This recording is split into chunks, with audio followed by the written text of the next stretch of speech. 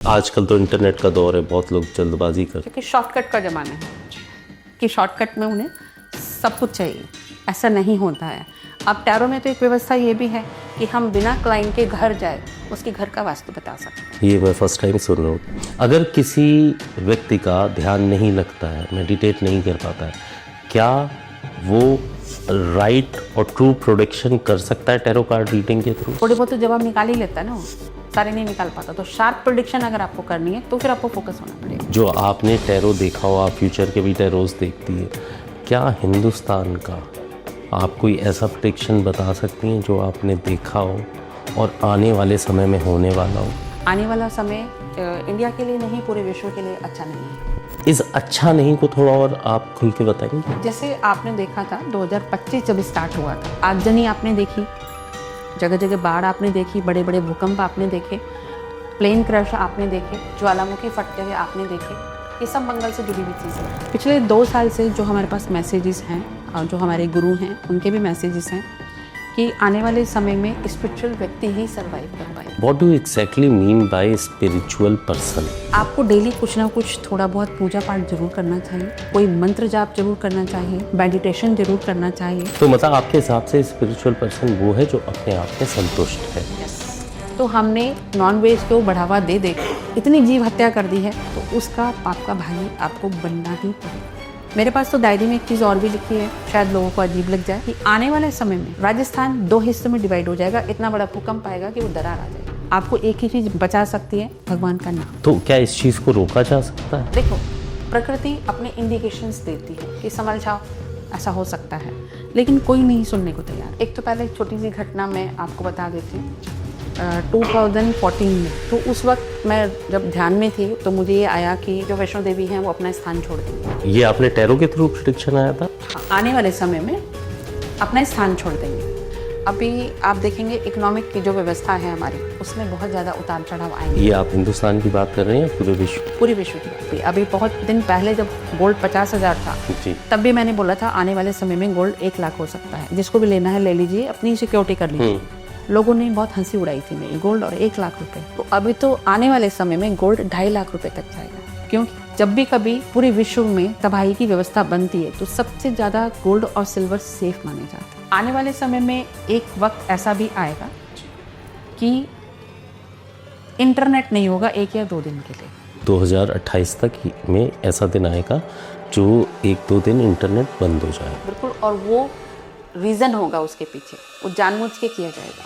मतलब ये human made एक प्रोपेगेंडा होगा। आज का पॉडकास्ट बहुत खास होने वाला है, क्योंकि हम बात करने वाले हैं कुछ ऐसी रहस्यमयी शक्तियों की, कुछ ऐसी चीज़ों की, कुछ ऐसे ज्ञान, विज्ञान और पराविज्ञान की, जो है तो बहुत इंटरेस्टिंग, लेकिन उसकी सत्यता का कोई पैमाना नहीं है। और इसी की सत्यता का पैमाना बताने हमारे साथ है आज बहुत ही खास मेहमान। Please welcome as a guest miss Rajni healer. Thank you very much मुझे अपने पॉडकास्ट पे इनवाइट करने के लिए और मेरे मनपसंद टॉपिक पे बात करने के लिए। तो मैम, जैसे आपने कहा था आज आप टैरो के बारे में बात करना चाहेंगी, कोई खास वजह? जी, पहली तो एक वजह यह है कि टैरो शुरू से ही, जब से मैंने सीखा है तब से लेके आज तक, टैरो हमेशा मेरे बहुत करीब रहा है। मुझे पर्सनली भी टैरो बहुत पसंद है। उसकी एक वजह है, एक टैरो की यूनिकनेस है कि जो उसके कार्ड्स हैं उससे हम पास्ट, प्रेजेंट, फ्यूचर के बारे में कुछ भी जान सकते हैं, बिना किसी व्यक्ति का डेट ऑफ बर्थ जाने, बर्थ ऑफ प्लेस जाने। किसी दूसरे के बारे में भी हम जान सकते हैं, हमारे पड़ोसी के बारे में, हमारे दोस्तों के बारे में, हमारे रिश्तेदारों के बारे में, हमारे बॉस के बारे में, हमारे कुलीग के बारे में। हम सारे सवालों के जवाब जान सकते हैं। तो लोगों के मन में टैरो को लेके बहुत सारे मिथ भी हैं कि कैसे काम करता है, एक कार्ड बहुत सारे लोगों के लिए आता है तो सबका आंसर सेम होगा क्या। तो मेरी ये इच्छा थी कि मैं आपके पॉडकास्ट के माध्यम से लोगों के पास वो मैसेज पहुंचाऊं कि एक्चुअल सही चीज़ क्या है, ये कैसे काम करता है। जो मैं मिथ है उनसे अलग जाके इस विषय पे बात करना चाहती हूँ। हम एस्ट्रोलॉजी और न्यूमरोलॉजी जानते हैं, वास्तु जानते हैं, बट टैरो कार्ड के थ्रू प्रेडिक्शन कि भाई कुछ कार्ड्स होते हैं ताश के पत्ते की तरह, और टैरो कार्ड रीडर से हम कुछ पूछते हैं और वो ताश का पत्ता उठाता है उसमें कुछ इमेज बनी होती है और वो हमारे सवाल का जवाब देता है। ये साइंस, ये अकल्ट कैसे वर्क करता है, प्लीज़ थोड़ा बताएंगे हमारे ऑडियंस को इस बारे में? जी बिल्कुल। जैसा आपने सवाल पूछा कि कैसे काम करता है, एक कार्ड होते हैं, उसमें कुछ पिक्चर्स होती हैं, तो टोटल इसमें 78 कार्ड्स होते हैं। ठीक है। और उसमें से जो हमारे मेजर अरकाना होते हैं, माइनर अरकाना होते हैं और कोर्ट कार्ड होते हैं, ऐसे ये 3 हिस्सों में बटा हुआ होता है। जो इसमें मेजर अरकाना होते हैं वो 22 कार्ड होते हैं। ओके। तो वो हमारी डेस्टिनी को बताते हैं, हमारे भाग्य को बताते हैं, या हम पिछले जन्मों से भी जो कर्म करके आए हैं उसके बारे में भी हमें थोड़ा गाइड करते हैं। ओके। और जो कोर्ट कार्ड हैं उसमें 4 अलग अलग टाइप की फैमिलीज होती हैं। जैसे एक राजा होता है, एक रानी होती है, एक राजकुमार होता है, एक राजकुमारी होती है। फिर जो माइनर कार्ड हैं वो उसमें एक ही फैमिली के 10-10, हम इनको ऐसे कह सकते हैं कि वो उनकी सेनापति हैं या उनका दरबार है, इस तरह से हम मान सकते हैं। तो इस तरह से मिलजुल के ये काम करते हैं। ओके जी। ओके। तो जब आप प्रिडिक्ट करते हो तो सारे 78 कार्ड्स का यूज करते हैं? जी हाँ, 78 कार्ड्स का सबका यूज करते हैं।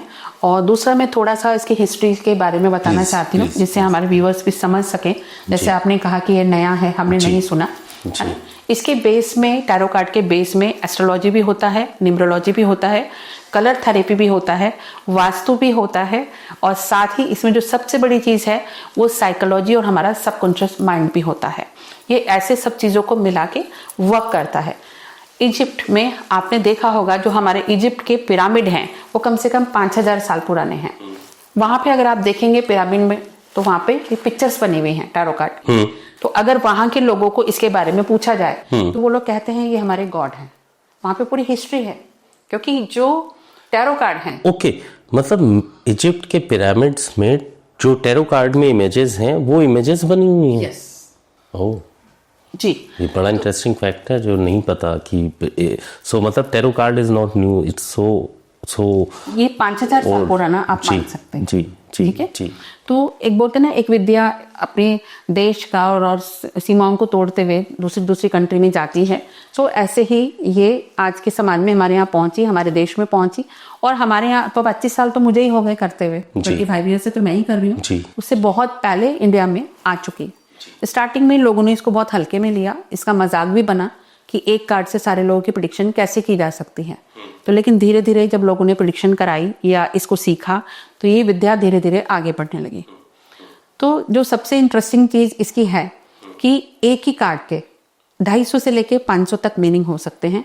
और अभी तक भी मैं नए नए मीनिंग मुझे मिल रहे हैं 25 साल के बाद भी। एक कार्ड के 250 से 500 तक मीनिंग हो सकते हैं और ये इससे ज्यादा भी हो सकते हैं, आप ये कहना चाहते हैं। तो ये क्या कहीं किसी बुक में डॉक्यूमेंटेड है या क्या है? मतलब अगर ये 5000 साल पुराना है तो ये विद्या कहाँ से शुरू हुई? और जैसे आप बता रही हैं कि 250 500 मीनिंग हो सकते हैं या उससे ज़्यादा भी हो, तो ये कहीं क्या डॉक्यूमेंटेड है? ये इस साइंस की या इस ऑकल्ट की कोई बुक रही है? क्या कुछ ऐसा रहा है? नहीं, अगर हम इसके इतिहास में जाएं तो ऐसी बुक कोई नहीं मिलती है। जो अब लिखी जा रही हैं वो अभी की बुक लिखी जा रही हैं, जिन्होंने टैरो कार्ड से अपने एक्सपीरियंस लिए, अपने एक्सपीरियंस को लिखा, अपने क्लाइंट के एक्सपीरियंस को लिखा। वो अलग अलग बुक आपको मार्केट में मिल जाएंगी। लेकिन इसके साथ एक स्टोरी और भी है। जो राइटर वेट की डेक है, सारे प्रोफेशनल्स वही डेक यूज़ करते हैं क्योंकि वो बहुत ऑथेंटिक है, उसके वाइब्रेशंस बहुत अच्छे हैं और पिक्चर बहुत क्लियर हैं। ऐसा कहा जाता है कि जिन्होंने इस डेक का डिज़ाइन किया उनको ड्रीम में हमेशा एक पिक्चर दिखती थी और उसकी वो पेंटिंग बनाया करती थी, बाद में जिससे टैरो कार्ड का निर्माण हुआ। तो ये यूनिवर्स से एक तरह से आया है। उन्होंने ड्रीम में पिक्चर्स देखी, पिक्चर्स बनाई, उन पिक्चर्स का मतलब क्या था, ये कैसे निकाला गया, ये कैसे बताया? आप अगर कार्ड पे देखेंगे तो हर एक कार्ड पे एक उनका सिग्नेचर भी आपको मिलेगा। वो मीनिंग भी उन्होंने की तरफ से डिसाइड किए गए हैं कि ये जो पिक्चर मुझे मिली, जो यूनिवर्स से उनको गाइडलाइन मिला कि ये कार्ड की पूरी हिस्ट्री उनको दी गई, तभी उन्होंने एक एक कार्ड उनकी सपने में आया है और उसके हिसाब से उन्होंने उसको डिजाइन किया है। सो ये पेंटिंग्स डॉक्यूमेंटेड है, ये कार्ड डॉक्यूमेंटेड है, लेकिन इसका मीनिंग डॉक्यूमेंटेड नहीं है। नहीं। ओके। और उस देश काल में शायद रहा भी हो, लेकिन वो अभी तक यहाँ पे ऐसा अभी के समय में नहीं मिलता। दूसरी एक हिस्ट्री ये भी मिलती है कि इटली में ये ताश के पत्ते, जो हमारे आज के ताश के पत्ते हैं, जिन्हें हम प्लेइंग कार्ड भी कहते हैं, तो वहां पे टैरोची के नाम से एक गेम खेला जाता था। उसमें भी 78 कार्ड होते थे। ओके, ठीक है। तो वो देश और काल समय की स्थिति के हिसाब से चीजें बदलती रहती हैं। जो आज हमारे ताश के 52 पत्ते रह गए हैं, लेकिन अगर मैं इनके साथ मैच करूं तो उसमें भी टैरो के जैसे ही पिक्चर्स हैं, काफी मिलती जुलती। उसमें भी एक राजा है, रानी, हम बचपन से खेलते आए हैं, प्लेइंग कार्ड है, तो उस तरह की चीजें उसमें भी हैं। अगर आप मुझे अभी प्लेइंग कार्ड दे दें तो शायद मैं प्लेइंग कार्ड से भी आपके प्रेडिक्शन कर सकती हूँ, और मैंने बहुत बार की भी है। क्या बात कर रहे हैं, ताश के 52 पत्तों से भी प्रिडिक्शन की जा सकती है? जी बिल्कुल की जा सकती है, मैंने बहुत बार की है। कि जो ये पांचों तत्व हैं जी, वास्तु है, ये टैरो के बेस में ये सब है, पांचों तत्व, वास्तु और ये सब? बिल्कुल है। कैसे मैम, थोड़ा सा समझा सकते हैं? अभी जो लोग टैरो कार्ड रीडिंग करते हैं, जानते हैं, जिन्होंने सीखा है, तो इसमें हमारे यहाँ पढ़ते हैं एक पेंटाकल का इस्तेमाल किया जाता है शब्द का, जिसे अब थोड़ी देर पहले आप राउंड सर्कल आप बोल रहे थे। तो जो पेंटाकल है वो पृथ्वी तत्व है, ठीक है। और जहाँ पे हमारे कप वाले कार्ड हैं वो हमारा जल तत्व है। Okay okay. जो हमारी सोर्ड है वो हमारा आकाश तत्व यानी वायु तत्व है। और जो उसमें वॉन्ड्स हैं, जो स्टिक की शेप में कार्ड पे दिखाए जाते हैं, वो हमारे अग्नि तत्व को प्रेजेंट करते हैं। क्या हम ये, जैसे हम कुंडली में पूछ सकते हैं कि मेरी शादी कब होगी, नौकरी कब लगेगी, हेल्थ कैसा रहेगा, या मेरी नौकरी में कोई समस्या है वो ठीक कब होगी कि नहीं होगी, मेरे माता का स्वास्थ्य कैसा रहेगा, पिताजी का स्वास्थ्य कैसा रहेगा, क्या हम ये क्वेश्चन टैरो से पूछ सकते हैं और क्या उसका आंसर मिलता है? जी बिल्कुल पूछ सकते हैं। टैरो में इन सवालों के अलावा भी आप और भी डीप क्वेश्चंस जो हैं, जो हमें लगता है कि नहीं इसके आंसर नहीं आएंगे, वो भी हम पूछ सकते हैं। जैसे ये है कि मेरी हेल्थ के सवाल सबसे ज़्यादा आते हैं, और हेल्थ का प्रेडिक्शन करना टैरो से बहुत मुश्किल होता है, और ये मेरी स्पेशलिटी है। लोग ये जानने के लिए आते हैं हेल्थ के बारे में, और लाइव भी जब लोग मुझसे सवाल पूछते हैं हेल्थ को लेकर, इसलिए आप कभी भी मेरे लाइव सेशन में देखिएगा, हेल्थ से जुड़े सवाल मेरे पास बहुत आते हैं। जी, तो आप, हमारे इतने सारे बॉडी पार्ट हैं, तो उस टैरो में से ही हमें सब बताना पड़ता है कि आपको एक्सरे कराना चाहिए या आपको आपका ट्रीटमेंट कराना चाहिए। इवन यूट्रस को लेके मेरे पास बहुत सवाल आते हैं, तो बहुत पूरा डिटेलिंग में मैं बता देती हूँ ये बहुत इजीली। उन्हीं 78 कार्ड से ये सब पता लग जाता है? उन्हीं 78 कार्ड से मैं बता देती हूँ। इवन आपको आपकी प्रॉपर्टी में हिस्सा मिलेगा नहीं मिलेगा, आपका ट्रांसफर कब होगा तो आपका बॉस कैसा होगा। आप लोग ये भी पूछने आते हैं कि मेरे पास ये 4 ऑप्शन हैं जॉब के, which company is better for me. तो कई बार वो किसी और कंपनी को पसंद कर रहे होते हैं, तो मैं उनको गाइड करती हूँ कि नहीं, अगर आप इस कंपनी को ज्वाइन करोगे तो आपको ज़्यादा ग्रोथ मिलेगी। तो मतलब किसी भी तरीके के सवाल पूछ सकते हैं टैरो से? एनीथिंग एल्स, आप शादी है, रिलेशनशिप है, ब्रेकअप है, और कई बार लोग शादी के लिए सवाल लेके आते हैं, अब मेरा ये काम है, मैं झूठ नहीं बोल सकती, तो मुझे बताना पड़ता है। मेरे पास एक केस है जिनकी शादी होने वाली थी, मैंने पूछा था उनको कि आपका शायद पहले ब्रेकअप हुआ है या आपका शायद ये सेकंड मैरिज है, तो ही इज एक्सेप्टेड कि हाँ। तो मेरे मुंह से ये निकला था कि शायद ये शादी भी आपकी 1 महीने से ज़्यादा नहीं चलेगी। तो उनको बहुत बुरा लगा, ऑब्वियसली किसी को भी बुरा लगेगा, क्योंकि वो उनके हाथ में शॉपिंग का सामान था सारा जब आए थे मेरे पास, और एग्जैक्टली 1 महीने के बाद वैसा ही हुआ। तो लोग खुद ही फीडबैक देते हैं, क्लाइंट भी फीडबैक देते हैं कि मैम आपको कैसे पता चला। और इस चीज़ की श्योरिटी कितनी होती है कि जो सवाल जवाब या जो प्रेडिक्शन आ रहा है उसका परसेंटेज क्या होता है सही होने का?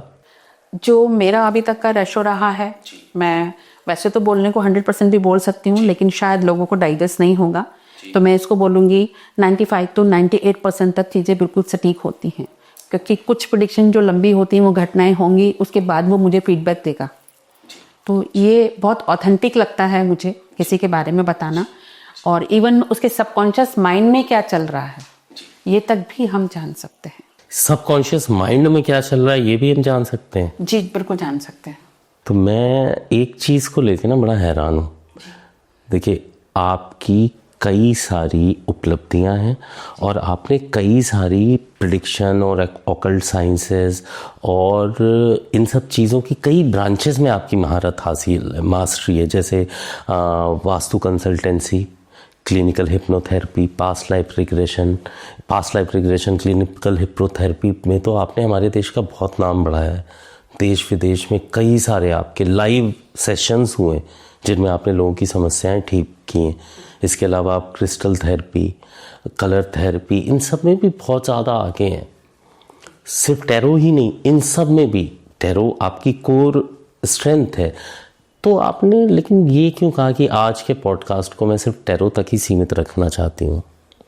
टैरो के टॉपिक को लेके इस पॉडकास्ट में मेरी एक खास वजह थी कि मैं इस टॉपिक पे बात करूं टैरो को लेके, क्योंकि अभी जो हम देखते हैं जो मिथ हैं टैरो को लेके, उन सारे बहुत सारे मिथ को मैं बस्ट करना चाहती हूँ।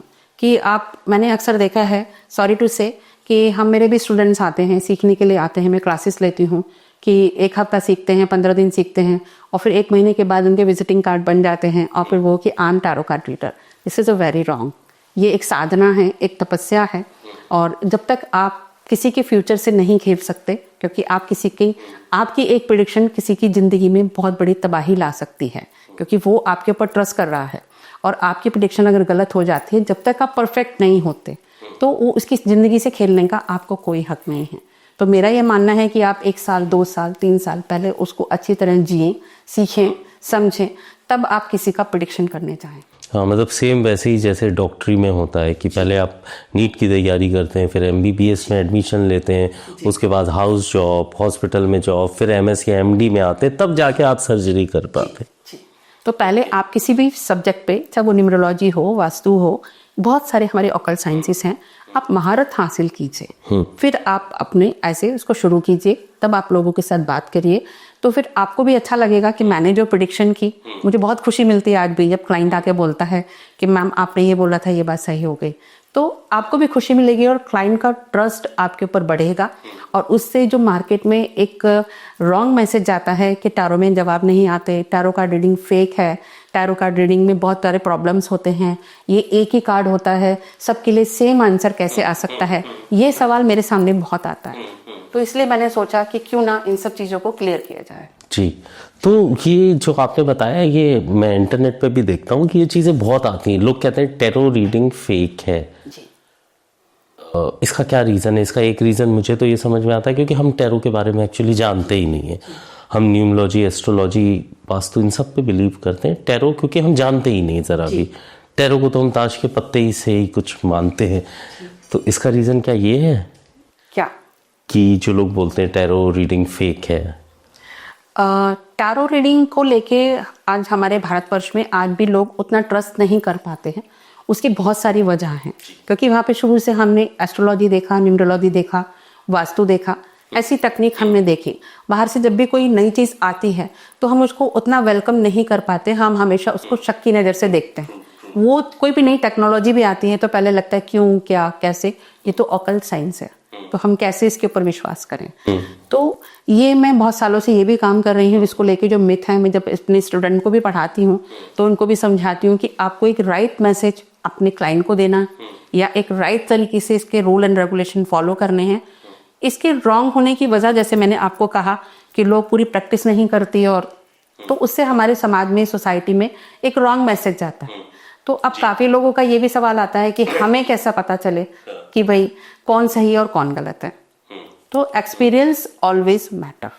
एक्सपीरियंस हमेशा, कोई भी फील्ड हो, एक्सपीरियंस हमेशा मैटर करता है। तो पहले आप जिसके पास भी जा रहे हैं उनके बारे में जानिए, समझिए, देखिए। छोटा सा एक पहले स्टार्टिंग में छोटा सेशन लेके देखिए, तो आपको समझ में आएगा कि कहाँ चीज़ें मैच हो रही हैं या नहीं हो रही हैं।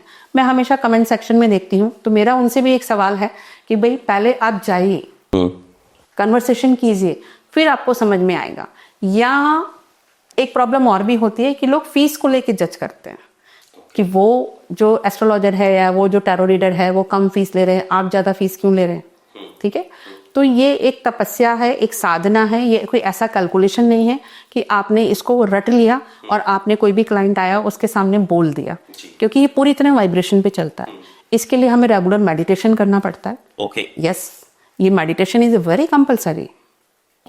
जी, बिना मेडिटेशन हुए आप फोकस नहीं कर सकते, क्योंकि टैरो कार्ड में एक चीज़ है, आपने भी देखा होगा कि जब हम कार्ड शफल करते हैं तो हमारी आंखें बंद होती हैं। उस वक्त हम क्लाइंट के बिहाफ पे सवाल पूछ रहे होते हैं, तो उस वक्त हमारा सबकॉन्शियस माइंड बहुत शार्प है। शार्प मिलता, एक छोटा सा एग्जाम्पल मैं दूंगी कि हमारा सबकॉन्शियस माइंड 1 मिनट में 4000 से लेके 6000 मैसेज कलेक्ट कर लेता है। 1 सेकंड में? 1 मिनट मतलब 60 सेकंड में 4000 से 6000 मैसेजेस हमारा सबकॉन्शियस माइंड कलेक्ट करता है, just through our eyes. Yes, eyes और टच, Yes. जितनी भी हमारे सेंसेशन सुन भी सकते हैं हम, जी, है ना, कोई भी मैसेज हमारे माइंड में जा रहा है।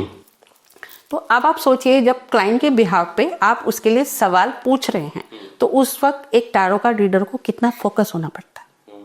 ये सारी कहानी उसी के ऊपर टिकी हुई है कि जितना फोकस होके आप उस सवाल को पूछते हैं, क्योंकि सराउंडिंग का कोई थॉट आपका पर्सनल भी उसमें आया तो वो आंसर में आएगा। हाँ, तो अगर फीस कम दोगे तो ये थॉट भी आ सकता है, तूने फीस कम दी तो प्रेडिक्शन थोड़े से बदल सकते हैं। तो भाई जो fees doctor, astrologer, tarot card reader जो फीस बोले, या तो दे दीजिए या वहां से उठ जाइए, उससे कम तगादा मत कीजिए सब्जी मंडी की तरह, नहीं तो उसका थॉट भी टैरो में मर्ज हो सकते हैं। हमेशा ये भी शिकायत होती है लोगों की, वो तो इतनी कम फीस ले रहे हैं, आप क्यों ज्यादा ले रहे हो। तो आप एक्सपीरियंस लीजिए पहले। Quality always matter, quality always matter, quality always matters, है ना। तो ये बहुत जरूरी है कि हम बिना जाने समझे कमेंट ना करें। अगर हम चाहते हैं, हम आके ये बोल सकते हैं हम इस विद्या के बारे में नहीं जानते, हमें समझा दीजिए या बता दीजिए, या हमें रेफरेंस के लिए कोई बुक बता दीजिए कि ये कैसे काम करता है, लेकिन मिथ मार्केट में नहीं फैलाइए। जी, तो ये बहुत जरूरी है, बहुत इंपॉर्टेंट है, ये हमारी सबकी जिम्मेदारी बनती है। अब जैसे इतने सदियों से हमारे यहाँ एस्ट्रोलॉजी चली आ रही है ना, लोग तो आज काफी तो उसके लिए भी कहते हैं एस्ट्रोलॉजी बकवास है। हाँ, कहने वाले उसके लिए भी कहते हैं कुछ और रियल में भी कुछ एस्ट्रोलॉजर्स फेक भी हैं और कुछ बहुत प्रकांड पंडित मास्टर्स भी हैं। मैंने वो एग्जांपल क्यों बिल्कुल बिल्कुल कि 1 महीने में कार्ड छप जाता है। अभी एक नया ट्रेंड और चला है, नाम नहीं लेना चाहूंगी, एक और ट्रेंड है मार्केट में कि आप ऑथेंटिसिटी से काम करिए। मार्केट में आके आपकी नॉलेज बोलती है, क्लाइंट को भी समझ में आता है कि आप कितने नॉलेजेबल हैं। आप जल्दबाजी मत कीजिए, ये बहुत जरूरी है, और आपको बहुत पेशेंस होना जरूरी है, क्योंकि इसमें क्लाइंट के सवाल सुनना एक कला है। अब एक चीज और बताती हूँ, इसमें कहाँ प्रॉब्लम आती है। काफी लोग जिनको नॉलेज नहीं है वो बोलते हैं नहीं बस ये 6-7 सवालों के जवाब आते हैं, टैरो में बाकी के सवालों के जवाब नहीं आते, क्योंकि वो उतना ही बता पाते हैं। अभी मैं पूछूं 95% टैरो कार्ड रीडर जो हैं वो आपको हेल्थ से जुड़े सवाल के जवाब नहीं देंगे, क्योंकि उसके लिए आपको थोड़ा मेडिकल साइंस भी पढ़ना पड़े, चीजें भी समझनी पड़ेंगी। अब दूसरा प्रॉब्लम क्या आता है कि कोई क्लाइंट आपके पास आया कि मैम मुझे डॉक्टरी करनी चाहिए या मुझे इंजीनियरिंग करनी चाहिए, तो आपका जीके भी बहुत स्ट्रांग होना चाहिए। वो इसलिए कि पहले हमारा क्या था, इंजीनियरिंग की कितनी ब्रांच थी, सिविल इंजीनियर कितनी की 4 ब्रांच, मैकेनिकल, इलेक्ट्रिकल, अभी कितनी है, बेहिसाब हो गई, है ना। तो अगर हमने वो स्टडी नहीं किया है, आपका मजा तब है प्रेडिक्शन करने का, आप पिन पॉइंट करें कि मेरे हिसाब से इंजीनियरिंग में भी आपने इंजीनियरिंग बोल दिया, दैट्स नॉट, कुछ अजीब नहीं है। यस, अगर आप उस डिटेल तक जाते हैं कि इंजीनियरिंग में भी क्या और क्यों, तो क्लाइंट को भी सरप्राइज होता है कि हाउ इज पॉसिबल, कि इतना डीपली आप कैसे बता सकते हैं। अभी सपोज जैसे लोग प्रेगनेंसी को लेके सवाल आते हैं, है ना। अब मेरा जो है कि मैं प्रेग्नेंट हूँ, या मेरा जो डिलीवरी है ठीक ठाक रहेगा, या सब कुछ नॉर्मल रहेगा। आपने जवाब दे दिया हाँ नॉर्मल रहेगा। मैं ये बोलती हूँ आप डिटेल दीजिए, आपकी 6 मंथ में क्या होगा, 9 मंथ में क्या होगा, 7 मंथ में क्या होगा, आपको क्या प्रिकॉशन लेना चाहिए। कार्ड में सब है, क्योंकि टैरो कार्ड अपने आंसर देते हैं, ये सब एनर्जी सब आंसर देती है, आप नहीं पढ़ पाते, तो हम ये मिथ क्रिएट करते हैं कि नहीं ये वाले जवाब नहीं आते। Got it. मैं क्लाइंट को क्लियरली बोलती हूँ कि आपकी सर्जरी हो सकती है, सिजेरियन से आपका बेबी होगा, 7 मंथ में आपको थोड़ा ध्यान रखना चाहिए, आपको बेड रेस्ट करना चाहिए, आप कहीं गिर सकते हैं, आपका मिसकैरेज हो सकता है, आप पूरा गाइड कीजिए, तो पता लगता है कि this is a science, this is a technique. तो जल्दबाजी नहीं करनी चाहिए जी। आजकल तो इंटरनेट का दौर है, बहुत लोग जल्दबाजी करते हैं, क्योंकि शॉर्टकट का जमाना है कि शॉर्टकट में उन्हें सब कुछ चाहिए। ऐसा नहीं होता है। अब टैरो में तो एक व्यवस्था ये भी है कि हम बिना क्लाइंट के घर जाए उसके घर का वास्तु बता सकते हैं, बिना किसी के घर गए उसके घर का वास्तु बता सकते कि कौन सी डायरेक्शन में प्रॉब्लम है। ये मैं फर्स्ट टाइम सुन रहा हूँ जी, क्योंकि मैंने भी अभी तक, मैं इतने सालों से क्लासेस भी ले रही हूँ, हजारों क्लाइंट मतलब स्टूडेंट में से सीख चुके हैं और सक्सेसफुली कैरियर अपना रन कर रहे हैं। मैंने अभी तक सिर्फ और सिर्फ 2 ही स्टूडेंट को ये कॉम्बिनेशन सिखाया है कि हम टैरो से कैसे किसी के घर का वास्तु जान सकते हैं। जैसे मैंने स्टार्टिंग में आपको कहा, इसमें 5 तत्व होते हैं, है ना। तो पांचों तत्व हैं, तो उसी कार्ड से हम सारी चीज़ें निकाल के कि आपके साउथ वेस्ट में प्रॉब्लम है या यहाँ पे ऐसा कुछ तो नहीं रखा हुआ, ये डाउन तो नहीं है, अब तो नहीं, बराबर आंसर आता है। यस, क्लाइंट भी सरप्राइज होता है कि मैम आप तो आए नहीं हो लोकेशन पे, आपको कैसे पता? तो ये इतना डीप है कि आज भी हम उसमें से नई चीजें ढूंढ रहे हैं। Same like astrology, same like astrology कि जितना हम घुसते जाते हैं उतना ज्यादा और पता चलता है। अब काफी लोगों का ये भी सवाल है इसमें कि इससे क्या हम रेमेडीज बता सकते हैं? जी बिल्कुल बता सकते हैं, है ना? और रेमेडीज में मेरी एक खास चीज है, मैं कभी किसी को स्टोन पहनने के लिए नहीं कहती हूँ, ठीक है? क्योंकि मैं कलर थेरेपी पे बहुत बिलीव करती हूँ, क्रिस्टल्स पे मैं बहुत बिलीव करती हूँ, क्योंकि जो उनकी एनर्जीज हैं बहुत अलग टाइप की हैं। तो मैं उनको ऐसे उपाय बताती हूँ जो कोई भी क्लाइंट अपने आप कर सकता है। मैंने उसको कोई पूजा बताई, कोई जाप बताया, या कोई क्रिस्टल पहनने के लिए बोला, या वास्तु को करेक्ट करने के लिए बोला। हाँ, तो मतलब आप स्टोन की जगह क्रिस्टल यस, मैं क्रिस्टल पे ही ज़्यादा फोकस करती हूँ। और दूसरा है कि हम वाटर पे बहुत फोकस करते हैं। जो क्रिस्टल वाटर होते हैं वो एक अलग टाइप की एनर्जी क्रिएट करते हैं। ये क्या बोलते हैं क्रिस्टल वाटर? हम जो क्रिस्टल्स हैं, क्योंकि आप सोच के देखिए वो क्रिस्टल जब चट्टानों के बीच में से निकलता है ना, तो कितनी बारिश उसने देखी, कितने बसंत देखे, कितने मौसम कलेक्ट करके वो क्रिस्टल हमारे पास पहुंच पाया। तो सोचो उसमें कितनी एनर्जी। तो अलग अलग जो क्रिस्टल्स होते हैं अलग अलग बीमारियों के लिए आप अपनी एक बॉटल में डालिए, उसका पानी आपको पीना चाहिए, तो आप देखेंगे आपकी लाइफ में बहुत बड़ा चेंज आपको मिल सकता है। हाँ, लेकिन क्रिस्टल्स के साथ एक समस्या ये भी तो बहुत है कि ओरिजिनल क्रिस्टल्स मिलना बहुत मुश्किल है। अगर मैं एक चीज़ बोलूँ, अगर मैं सही और गलत की बात करूँ या मैं ओरिजिनल और फेक की बात करूँ, कलर की कोई लिमिटेशन है? नहीं है। अगर मैं आपको बोलूँ, ये व्यूअर्स के लिए भी है, वो चाहें तो इसको आजमा सकते हैं। एक रेमेडी है जिनको भी स्किन डिजीज है ना, बुध से आती हैं, मरकरी से आती हैं, जो लोग हकलाते हैं, तुतलाते हैं, जिनको कॉन्फिडेंस नहीं है या जिनका नर्वस सिस्टम वीक है, या ऐसे लोग एक्सपेरिमेंट कर लीजिए। एक्सपेरिमेंट करेंगे तो ही आपको पता चलेगा कि सच क्या है और झूठ क्या है। तो आपको ग्रीन कलर की बॉटल में पानी पीना चाहिए। अब मैंने क्या शब्द बोला? ग्रीन कलर की बॉटल, लेकिन कांच की बॉटल होनी चाहिए। वो जस्ट लाइक क्रिस्टल के जैसे काम करते हैं। ओके, यस, कांच की बॉटल में अगर ये आप पानी पीते हैं, रात भर उस पानी को रखिए, सुबह से उसको पीना चालू कीजिए, फिर पानी भर दीजिए, फिर उसको पीना आप स्टार्ट कीजिए, तो आपको अपनी जिंदगी में बहुत फर्क मिलेगा। ग्रीन कलर की बॉटल, अगर किसी की वाइट है और वो उसे ग्रीन पेंट कर दे तो क्या ये रेमेडी वर्क करेगी? नहीं। उसमें आप ये कर सकते हैं, अगर आपके पास वाइट बॉटल है कांच की, उसमें ग्रीन कलर का स्टोन आप डाल सकते हैं। कोई भी स्टोन? कोई भी स्टोन आप डाल सकते हैं, वो बस ग्रीन होना चाहिए। ग्रीन होना चाहिए, क्योंकि यहाँ हम कलर थेरेपी पर क्रिस्टल दोनों पे काम कर रहे हैं। तो वो आप डालिए, आप देखिए आपकी जिंदगी में खुद आप फर्क देख सकते हैं।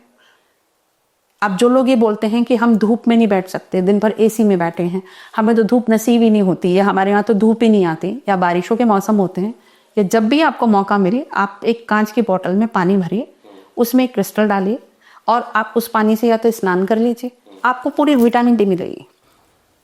ओके, पूरा स्नान कर सकते हैं आप, तो आपकी जो धूप से जुड़ी समस्या है वो आप दूर कर सकते हैं। तो पहले आप उसको करिए। तो सही बात है, नहीं ये बिल्कुल जायज़ है कि किसी चीज़ का सच गलत सही झूठ इस सब के लिए करना ज़रूरी है। तो कोई भी चीज़ करने के लिए टाइम भी देना पड़ता है, एनर्जी भी देनी पड़ती है और वेट भी करना पड़ता है। पूरी तपस्या है। पूरी तपस्या। तब जैसे अच्छा डॉक्टर बनना, अच्छा इंजीनियर बनना, अच्छा पायलट बनना, ये कोई एक दिन का काम नहीं है। एक दिन का काम नहीं है, ये पूरी एक साधना है। चाहे वो अच्छा नेता बनना हो, अच्छा एस्ट्रोलॉजर बनना हो, अच्छा एक्टर बनना हो, तो ये काम कैसे कोई 2 दिन में, जबकि ये तो बहुत बड़ी साधना है। दूसरा, मैं हमेशा बोलूँगी, आप ऑकल्ट में किसी भी फील्ड में हो, अगर आप रेगुलर मेडिटेशन करते हैं तो आपको बहुत बेनिफिट मिलेगा। आपको अपनी विद्या में आगे जाने के लिए बहुत, मैं ये नहीं बोलती आप 1 घंटा बैठो या सुबह बैठो, दोपहर बैठो, शाम, जब आपको टाइम मिले, 15 मिनट, 20 मिनट, आधा घंटा, 10 मिनट, इवन रात को सोते हुए या कर लो, लेकिन करना जरूर चाहिए। मेडिटेशन के साथ एक समस्या ये भी आ जाती है ना कि लोग बैठते हैं, होता ही नहीं है। ये बहुत अच्छा आपने सवाल पूछा है कि जब हम ध्यान लगाने बैठते हैं, आज की भागदौड़ भरी जिंदगी में हम कब अपने आप अकेले बैठे हो? कभी नहीं बैठते, है ना। आपने अक्सर देखा होगा, आप डे टू डे की लाइफ से इसको कनेक्ट कर पाएंगे। जब हम बस में जा रहे होते हैं तो हम खाली बैठते हैं, तो हम बेचैन हो जाते हैं, या तो हम मोबाइल में जाते हैं या फिर कुछ खाते रहते हैं, हम उस कमी को ऐसे पूरा करते हैं। ट्रेन में भी यही होता है, हर थोड़ी देर में कुछ खाते रहते हैं, पढ़ते हैं, मोबाइल देखते हैं, बाहर का नजारा देखते हैं, तब भी हम अपने आप को अकेला नहीं छोड़ते जी। अकेला जब आप छोड़ेंगे तो पहले दिन से आपका ध्यान नहीं लगेगा। जब आप पहले दिन बैठेंगे तो बहुत पुराने विचार, पुराने थॉट, पुरानी बातें, पुरानी जो घटनाएं हैं वो आपके सामने आके खड़ी हो जाएंगी। अगर किसी व्यक्ति का ध्यान नहीं लगता है, मेडिटेट नहीं कर पाता है, क्या वो राइट और ट्रू प्रोडिक्शन कर सकता है टैरो कार्ड रीडिंग के थ्रू? थोड़ा प्रॉब्लम होता है। नहीं होगा? प्रॉब्लम होता है, मतलब प्रिडिक्शन नहीं हो पाएगा, गड़बड़ाएगी फिर वो। हाँ, मतलब या तो यस है या तो नो है। हाँ। गड़बड़ाना क्या? अगर किसी ने पूछा कि जी मेरी नौकरी लगेगी तो इधर यस है और नो है। यस। हाँ, तो मैं आपसे ये जानना चाहता हूँ कि अगर कोई लड़का या लड़की ऐसा है जो कभी मेडिटेशन जिसने किया ही नहीं, और या वो मेडिटेशन में बैठने जाता है या जाती है तो उसका ध्यान नहीं लगता, तो क्या उसके प्रेडिक्शन सच होंगे? मैं उसी चीज़ पे आ रही हूँ वापस कि स्टार्टिंग में जब हम मेडिटेशन करते हैं, नहीं बोलो ना सीधा, नहीं है ये तो थोड़े बहुत तो जवाब निकाल ही लेता है ना वो, सारे नहीं निकाल पाता। तो शार्प प्रेडिक्शन अगर आपको करनी है तो फिर आपको फोकस होना पड़ेगा। ये थोड़े बहुत तो ऊपरी ऊपरी तो वो निकाल लेगा, लेकिन अगर उसको डिटेल चाहिए तो फिर वो नहीं कर पाएगा, फिर वो 2-4 सवाल में अटका रहेगा बस। ऊपरी ऊपरी मतलब यस और नो वाले प्रेडिक्शन, यस और नो की पे शादी कब हो रही है, हाँ हो रही है, नहीं, और वो डिटेल नहीं देगा, कैसा होगा लड़का, कैसा होगा, शादी चलेगी नहीं चलेगी, क्या होगा। तो ये जो आजकल के जो आप बता रही हैं नए टैरो कार्ड रीडर्स हैं, तो जो आप ये बता रही हैं आज क्वेश्चंस तो इसी तरह के पूछे जा रहे हैं, इधर यस और नो, इसके अलावा तो कोई क्वेश्चन। तो मैं यही तो एज ए एक्सपर्ट बता रही हूँ कि आपको एक अच्छा और फेमस टैरो कार्ड रीडर बनना है तो ये नियम आपको फॉलो करनी चाहिए। करने को तो आप कुछ भी कर सकते हो, तो एक्सपर्ट कमेंट क्यों करता है इन सब चीज़ों पे कि भाई आप ये करोगे तो आप एक्सपर्ट बनोगे, फेम भी मिलेगा, पैसा मिलेगा, आपका नाम भी होगा और लोग जुड़ेंगे आपसे। तो क्यों वाव करेंगे, अरे मैंने तो यही पूछा था, इतना सारा बता दिया, मैंने तो ये पूछा ही नहीं था। आप यस नो में कब तक चलोगे?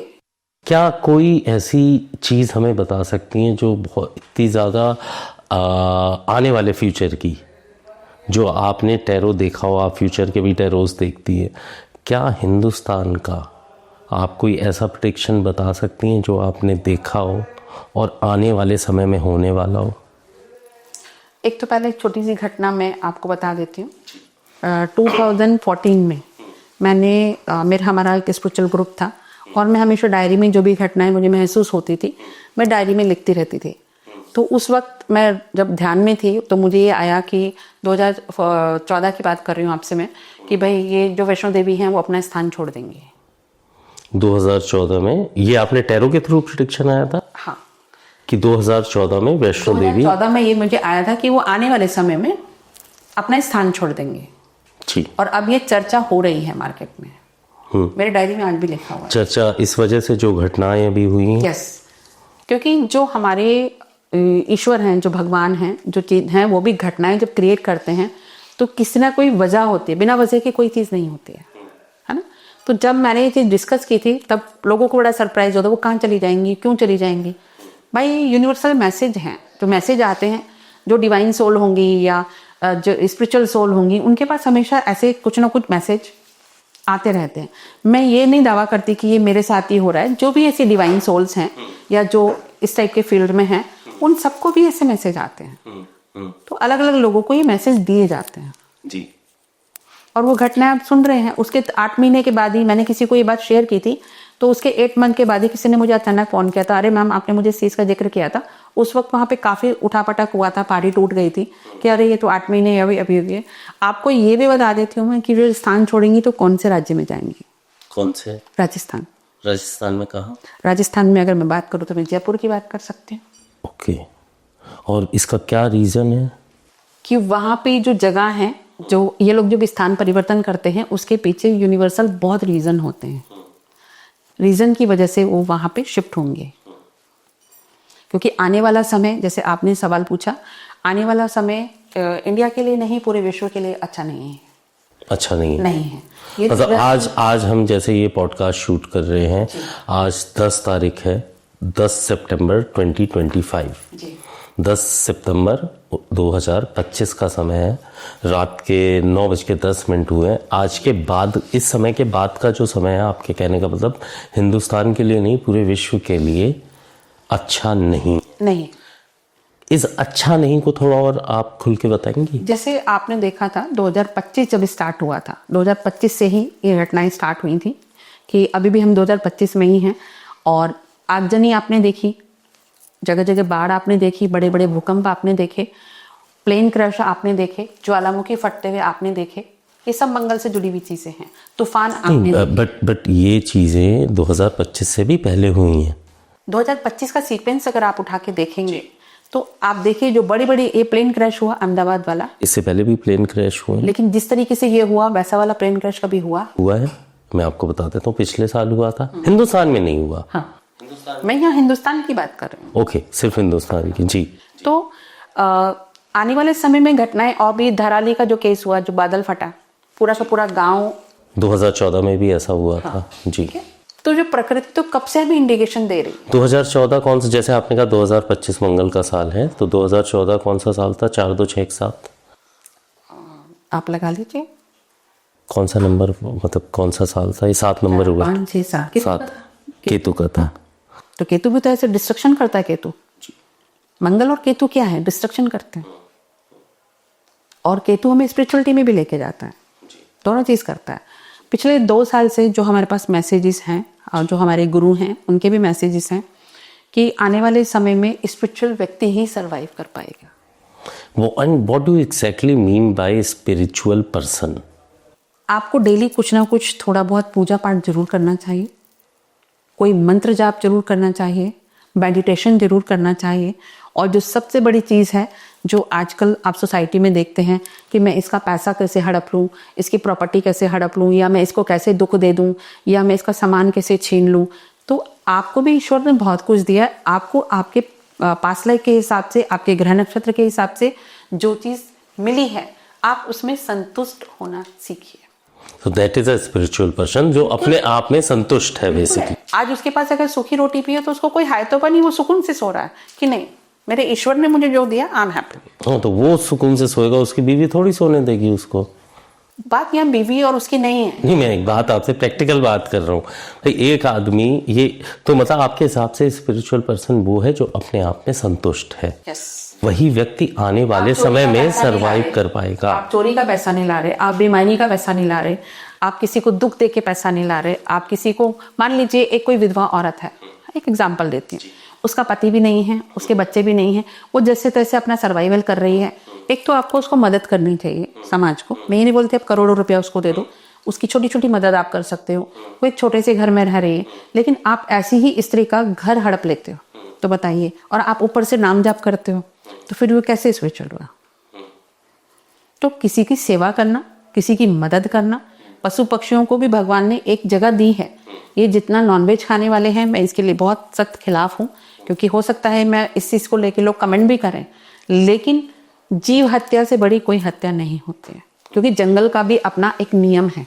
इसके साथ ये, इसके बाद ये, इसके बाद ये। तो हमने नॉनवेज को बढ़ावा दे देकर इतनी जीव हत्या कर दी है, तो उसका पाप का भागी आपको बनना ही पड़ेगा।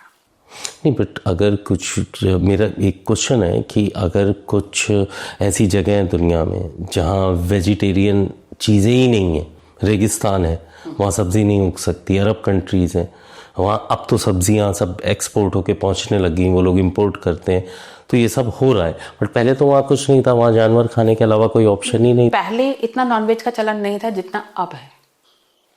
आप कंपैरिजन करके देखिए ना, वो उनकी मजबूरी थी या कॉम्बिनेशन था। ऐसा नहीं कि वो पूरा टाइम ही नॉनवेज खा रहे हैं। आजकल लोग नॉनवेज खाने को शान समझते हैं। अच्छा, you are a pure veg, हम तो नॉनवेज खाते हैं। मैं उस ट्रेंड की बात कर रही हूँ। तो उन जीव जंतुओं को भी जीने का हक है।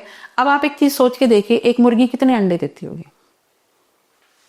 मार्केट में जो इतनी एग का प्रचलन है, वैसे देखा जाए तो वो भी क्या है, एक भ्रूण है जिसको हम ऑमलेट बना के खा रहे हैं या एग बॉईल करके खा रहे हैं, तो हम किसी का भ्रूण खा रहे हैं। आप कल्पना करके देखिए, आप प्रेग्नेंट हो, आपका जो भ्रूण है उसको कोई खा रहा है, हाउ इज पॉसिबल? तो एक तो ये होता है कि जी और जीने दो। तो ये बहुत बड़ी चीज है। लोगों को शायद अजीब लग सकती है कि आप देखेंगे जो व्यक्ति अंदर से संतुष्ट है, आपको उसके चेहरे पे हमेशा रौनक मिलेगी, नहीं तो एक अफरा तफरी का माहौल मिलेगा। 2025 में जैसे आप कह रही हैं दुनिया के लिए नहीं, भारत के लिए नहीं, आने वाला पूरी दुनिया के लिए समय अच्छा नहीं है। आज के बाद से जो समय है या आज से पहले भी इस साल जो समय 7 तारीख का ग्रहण क्या है, ये बहुत भारी है, ये आम ग्रहण नहीं था, ये बहुत भारी है। अभी आप आने वाले वक्त में देखिए 2025 की जितनी घटनाएं हुई हैं, ये अभी ट्रेलर है, इससे भी खराब चीजें आपको देखने के लिए मिलेंगी। जैसे क्योंकि प्रकृति अपना बैलेंस करेगी, आपको बड़े बड़े फ्लड और भी ज्यादा देखने को मिलेंगे, जहां पता लगा पूरे गांव का गांव बह गया, या इतने बड़े बड़े आपको हाई लेवल के आपको भूकंप देखने को मिलेंगे, जहां पूरा का पूरा सिटी समा गया। मेरे पास तो डायरी में एक चीज और भी लिखी है, शायद लोगों को अजीब लग जाए, कि आने वाले समय में राजस्थान 2 हिस्सों में डिवाइड हो जाएगा, इतना बड़ा भूकंप आएगा कि वो दरार आ जाएगी। राजस्थान 2 हिस्सों में डिवाइड है। और आने वाले समय में, आने वाला समय मतलब ये कब का है आपका? विद इन 2 ईयर्स 3 ईयर्स से? आने वाले 10 साल में कभी भी हो सकता है, क्योंकि 2032 तक का जो समय है, 2032 तक तो इसी तरह की घटनाएं होती रहेंगी, 2026 तक तो बहुत ज्यादा होंगी। तो ऐसे में आप अपने आप को जितना, आपको एक ही चीज बचा सकती है, भगवान का नाम। आपको ना कोई पड़ोसी बचा सकता है, ना आपका कोई रिश्तेदार बचा सकता है, ना पति बचा सकता है, ना पत्नी बचा सकती है। सिर्फ ईश्वर ही है जो सबके परम पिता वही हैं, परमात्मा। वो ही आपको मुक्ति दिला सकते हैं और वो ही आपको चीजों से बचा सकते हैं और रास्ता दे सकते हैं। ऐसे में आप स्पिरिचुअलिटी की तरफ जितना जाएंगे, जितना ध्यान करेंगे, जितना जाप करेंगे, उतना आपके लिए अच्छा है। सात्विक भोजन जितना करेंगे, आपकी बॉडी की ऊर्जा हमेशा ऊपर की तरफ उठती है। और जितना कम खाना आप खाते हैं, तो आपकी बॉडी में एनर्जी रोटेट करती है। आपने कभी देखा होगा कि आपने जैसे खाना खाया और एकदम उबासी आती, लगता सो जाओ, है ना? तो आप जितना कम खाना खाते हैं, आपकी बॉडी में, स्पिरिचुअलिटी में इसलिए क्यों बोलते हैं सात्विक भोजन खाओ, हैवी भोजन मत खाओ, ज़्यादा मिर्च मसाला मत खाओ, ज़्यादा फ्रूट्स पे या नेचुरल फूड आप ज़्यादा खाओ, तो आपको उससे ज़्यादा ऊर्जा मिलती है और ज़्यादा देर तक वो आपके शरीर में रहते हैं। और उस ऊर्जा को घूमने का जगह भी तो आप देंगे। वो कैसे रोटेट करेगी, वो कैसे अपना चक्र पूरा करेगी। तो ये बहुत जरूरी है। एक और कोई प्रेडिक्शन ऐसा, जैसे आपने बताया कि राजस्थान 2 हिस्सों में विभाजित होने वाला है, जस्ट बिकॉज ऑफ एक अर्थक्वेक, भूकंप आएगा बड़ा। और क्या इस चीज को रोका जा सकता है? देखो, प्रकृति अपने इंडिकेशंस देती है कि समझ जाओ ऐसा हो सकता है, लेकिन कोई नहीं सुनने को तैयार है। तो प्रकृति अपने रौद्र रूप में अभी आएगी। उससे पहले की भी घटनाएं आप देखेंगे तो केदारनाथ में क्या हुआ था, मंदिर वो सुरक्षित था, बाकी सब कुछ बहुत कुछ हुआ। अमरनाथ में बहुत सारी घटनाएं हुई हैं। अभी आपने जगन्नाथपुरी में भी देखा होगा क्या कि एक घटना थी, जैसे जो भविष्य मालिका की बात कर रही है, हमारे पुराणों की पहले की बात करें कि जिस दिन जगन्नाथपुरी के झट्टे में आग लगेगी, तब से कल तबाही चालू हो जाएगी। ये आपने भी न्यूज़ सुनी होगी कि झंडे में आग लगी थी, उसके बाद से बहुत सारी घटनाएं आपने भी देखी हैं। हाँ, नहीं, मैं चाहता हूँ ये सारी चीज आपने जो टैरो के माध्यम से देखा है, आप उस माध्यम से बताएं। यही आपका एक वो था जब हमारी दिन में कॉल पे बात हुई थी कि मैं टैरो पे ही स्थिर रहना चाहती हूँ। तो टैरो के माध्यम से जो आपने प्रेडिक्शन किए हैं, क्या ये राजस्थान वाला प्रेडिक्शन टैरो के माध्यम से हुआ जी? और क्या हुए, अगर आपने कुछ किए और बता सके? जैसे मैंने आपको इसका बताया, वैष्णो देवी का आपको मैंने बताया जी, वो आपने 2014 में किया, वो इंडिकेशन आने शुरू हो चुके हैं जी, है ना। बहुत जल्दी आपको ये न्यूज़ मिल जाएगी। तो नहीं, ये चीज पता कैसे चलेगी इसकी कि भाई माता ने अपने स्थान बदल दिए? ईश्वर को जब कोई कार्य कराना होता है तो वो स्वप्न में जाके अपने कार्य किसी को दर्शन देंगे, या कि यहाँ पे ये कार्य आपको करना है। जब भी कभी कोई मंदिर बना है, आपने इतिहास देखा है कि भाई ये मंदिर क्यों बना, आपके मन में ये ख्याल क्यों आया, कोई ना कोई एक ईश्वर का मैसेज होता है जिसकी वजह से उसको बनाया जाता है। तो ऐसे ही इसके लिए ऑलरेडी किसी के पास ये मैसेज आ चुका है राजस्थान में, जयपुर में, और वहाँ वो तैयारी स्टार्ट भी हो चुकी है कि आप उसकी तैयारी करो। मैं स्थान छोड़ के जब टेम्पल रेडी हो जाएगा तो मैं यहाँ पे आके बिराजूंगी। तो वो तैयारी ऑलरेडी प्रोसेस हो चुका है, चल रहा है, पूरा तैयारी चल रही है। और जो भी हमारे स्पिरिचुअल ग्रुप्स हैं, उनसे भी हमारे डिस्कशन होते रहते हैं, सबके पास से मैसेज। बट ये बात अभी कहीं पब्लिक डोमेन में नहीं, पब्लिक डोमेन में नहीं है, क्योंकि वक्त से पहले कोई भी चीज़ बोलना अच्छा नहीं होता। ये हमारे लिए भी एक लिमिटेशंस होती है कि हम ये चीज़ डिक्लेयर नहीं कर सकते। एक वक्त आएगा तब हम डिक्लेयर कर सकते हैं, क्योंकि ईश्वर की मर्जी के बिना हम कुछ नहीं कर सकते। और क्या प्रिडिक्शंस रहे हैं आने वाले टाइम के लिए? जैसे आप बता रही थी ये जो 7 तारीख को चंद्र ग्रहण हुआ है ये बहुत ख़राब इंडिकेशन है। अभी आप देखेंगे इकोनॉमिक की जो व्यवस्था है, हमारी जो अर्थव्यवस्था है, उसमें बहुत ज़्यादा उतार चढ़ाव आएंगे। ये आप हिंदुस्तान की बात कर रहे हैं या पूरे विश्व? पूरे विश्व की बात कर रहे हैं। तो ये आपको देखना, उतार चढ़ाव मतलब क्या? जैसे शेयर मार्केट की अगर आप बात कर लो या गोल्ड और सिल्वर की आप बात कर लो, आने वाले, मैंने बहुत साल पहले भी, अभी बहुत दिन पहले जब गोल्ड 50,000 था जी, तब भी मैंने बोला था आने वाले समय में गोल्ड 1 लाख हो सकता है, जिसको भी लेना है ले लीजिए, अपनी सिक्योरिटी कर लीजिए। लोगों ने बहुत हंसी उड़ाई थी मेरी, गोल्ड और 1 लाख रुपए। तो मैंने कहा आप ये होते हुए देखेंगे और अपने सामने होते हुए देखेंगे। अब वही लोग मुझे फ़ोन करके बोलते हैं कि मैम आपने बोला था ये तो हो गया। तो अभी तो आने वाले समय में गोल्ड 2.5 लाख रुपए तक जाएगा, 2.5 लाख 10 ग्राम ये होगा। चांदी भी अभी और राइज करेगी, क्योंकि जब भी कभी पूरे विश्व में तबाही की व्यवस्था बनती है तो सबसे ज़्यादा गोल्ड और सिल्वर सेफ माने जाते हैं जी, कि जिसको हम फिजिकल रूप में अपने साथ जाके कहीं लेके जा सकते हैं और उसको कैश कर सकते हैं। करेंसी आपकी वेस्ट हो सकती है, शेयर मार्केट डाउन, तो शेयर में तो आपका सिस्टम ही अगर चला गया तब आप कहाँ से अपने शेयर ढूंढोगे और कहाँ से मनी ढूंढोगे? वो तो खैर अगर भूकंप आया तो प्रॉपर्टी भी आपकी नहीं रहेगी, गोल्ड भी नहीं रहेगा, सब जमीन के अंदर दब जाएगा।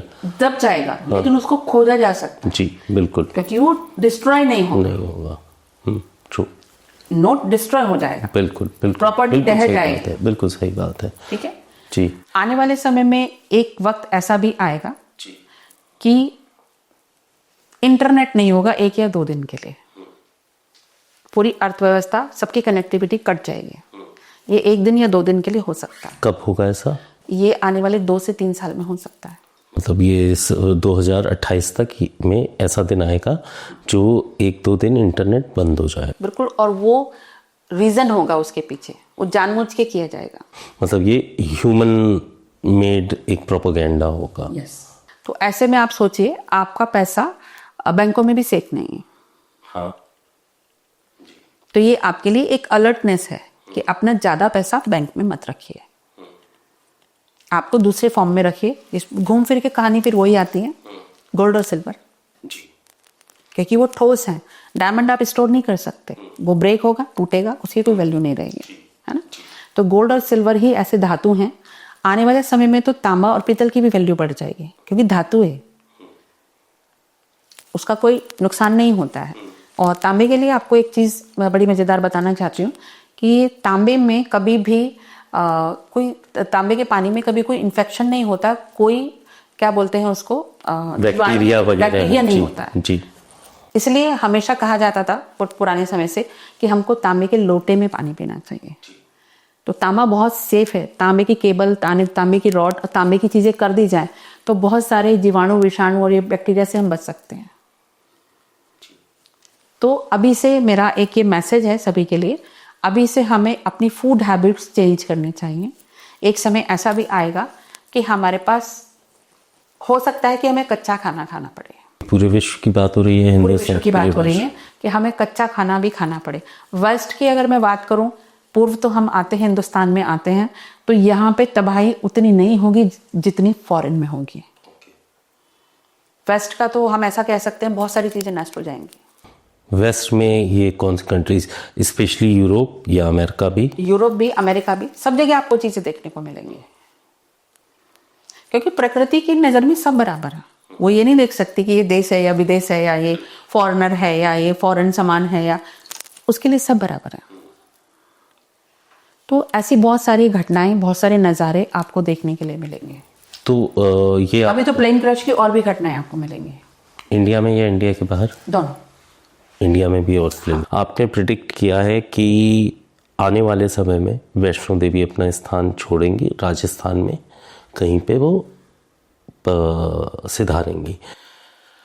इसके अलावा आपने ये प्रिडिक्ट किया है कि राजस्थान 2 भागों में बंट जाएगा भूकंप की वजह से।